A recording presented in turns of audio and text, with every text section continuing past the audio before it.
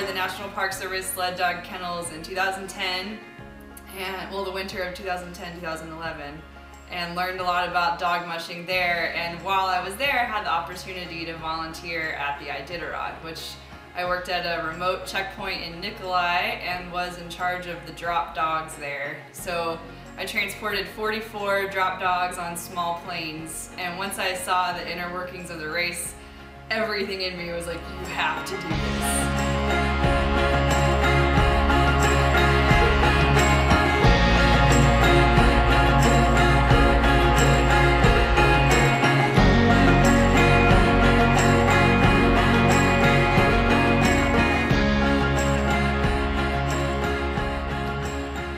Advice you've gotten is start with good dogs. There are so many sled dogs available where we live. You know, people are selling out of their kennels, or they have accidental litters, and there's pups and different kinds of dogs that you can get really easily. And so people can end up with these really big dog yards pretty quick if they want to. But I feel like we really planned hard for exactly the dogs that we wanted.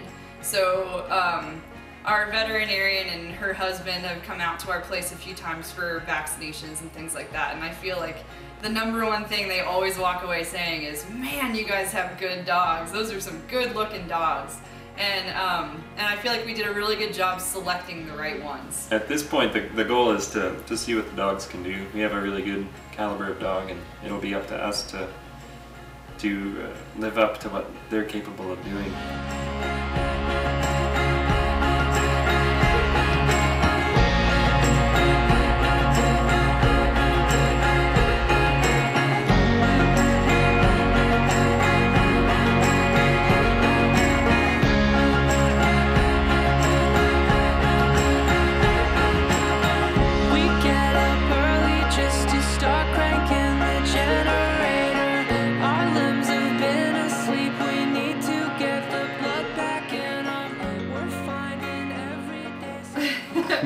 We end up taking way better care of the dogs than ourselves. Like basically while they're eating the best possible kibble on the market, we have Zatarans almost every night. It's so good though, you never get sick of it. Zatarans. The name is based on our first sled dog Moose, who is this giant freight dog from the National Park Service kennel. He has had a variety of forest things fall into his ears, pine needles and grass and all kinds of stuff, so I think he can't hear. Maybe he has selective hearing. But anyway, we're always yelling after him, "Hey Moose!" whenever we're out, and he pretends he can't hear us. So we thought we would tribute him with the name of our kennel.